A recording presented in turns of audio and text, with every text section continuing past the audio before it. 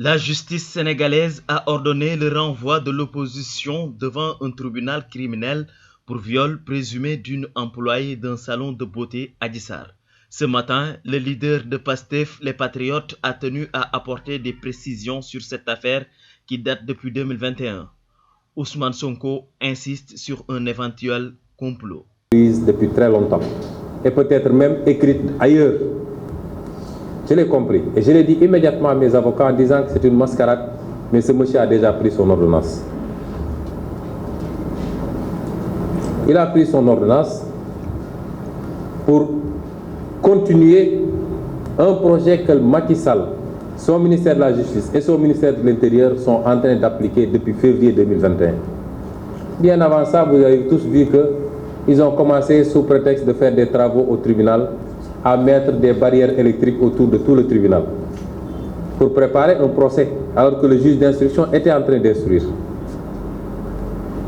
Vous ne mettez pas des barrières électrifiées à Rebeuss ou je ne sais où, vous en mettez au tribunal parce que vous pensez qu'il vous faut forcer un procès et que ce serait un procès à risque. Ousmane Sonko doute de la crédibilité de Oumar Maham Diallo, le doyen des juges en charge du dossier. Il l'ajoute désormais sur sa liste d'ennemis. Il persiste et signe que ce dossier est vide. Déplorable et n'honore pas la magistrature. Ce juge a voulu passer sous silence tous les éléments à décharge dans ce dossier, alors qu'il n'y a pas un seul élément à charge.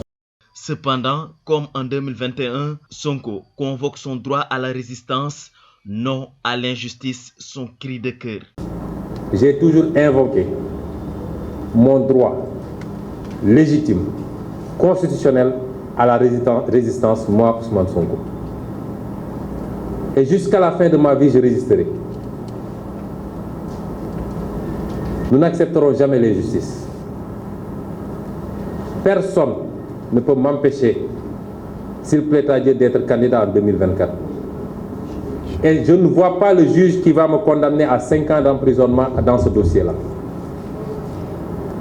Que chacun assume sa responsabilité parce que les gens sont dans leur bulle, ils font leur conciliabule, ils manipulent des textes, ils font dire ce qu'ils veulent à la loi et ils pensent que ça va continuer à passer dans ce pays.